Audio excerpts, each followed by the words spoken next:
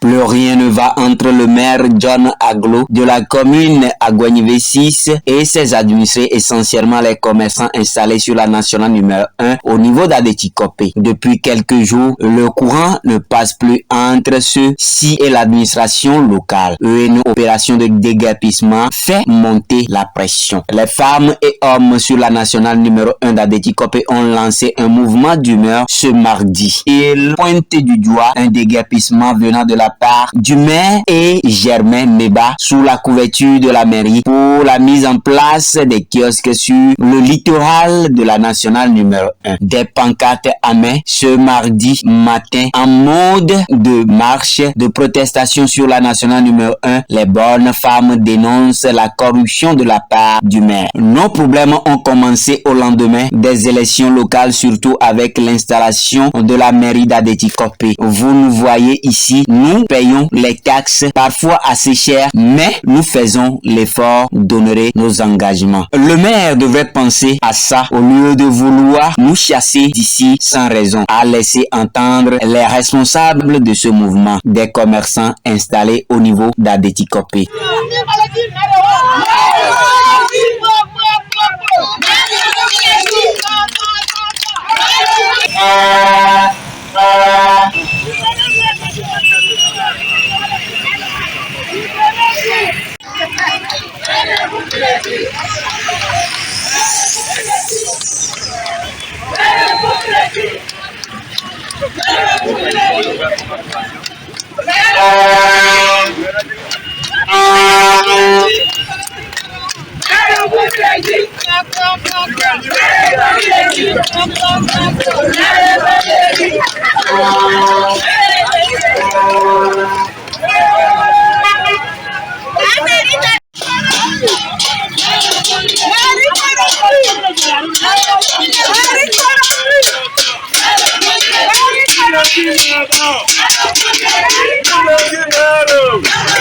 Après cette humeur, nous avons rencontré le maire adjoint de la commune Agouagnivé 6 et il nous a lâché quelques mots. Le maire a failli dans sa mission. Suivez le reportage.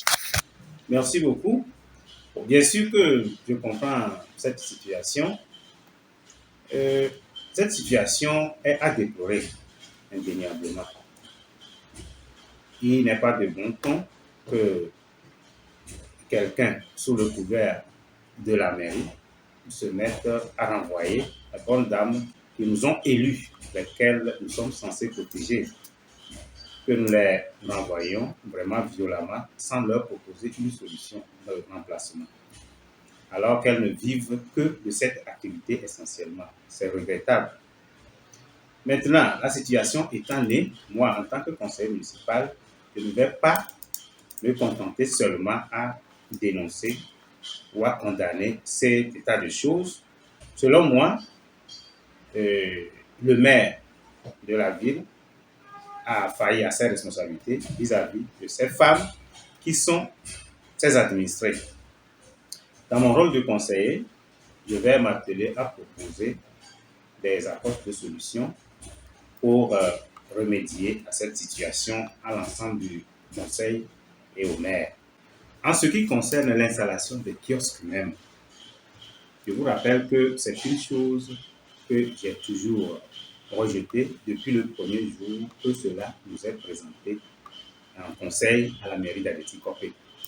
C'était une situation que l'ensemble des conseillers municipaux avaient aussi rejetée ce jour-là, du fait que la situation, nous étions présentés devant le fait accompli.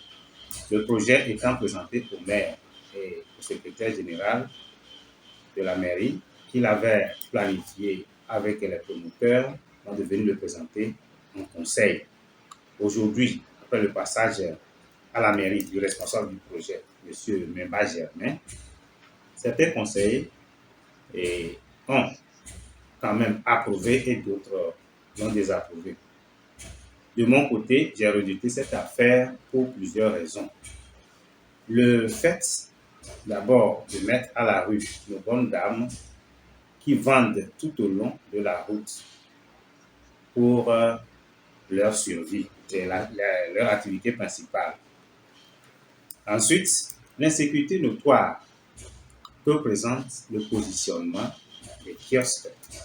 D'abord, les kiosques sont installés à côté de l'école centrale d'Abeti-Kopé, cette école qui habite plusieurs groupes là-bas, donc plusieurs élèves. Les bruits peuvent déjà perturber le déroulement des cours et les élèves qui voudront pousser la curiosité de visiter à chaque fois ce marché. Donc la situation est vraiment adéquate. Pratiquement sur l'accotement de la grande route internationale numéro 1. Ensuite, le truc est installé sous la haute tension, sous laquelle il est formellement interdit aux gens de s'installer ou de commercer. Donc, vu la densité et le nombre de kiosques installés, c'est aussi la création indiscutablement d'un marché public sous les fils électriques à haute intensité et surtout en bordure de la nationale numéro 1, alors qu'il est interdit d'installer des marchés publics au bord des grandes routes, à ce que je sache. Lorsque les activités vont prendre de l'ampleur véritablement, je ne crois pas que les forces de sécurité même pourront contenir les gens à ne pas utiliser la chaussée même de la route internationale comme stand de leur étalage. En ce moment-là, nul ne sait combien d'accidents seront enregistrés par semaine. Je vous affirme que j'ai vu personnellement plusieurs accidents déjà pour ce début d'année 2022.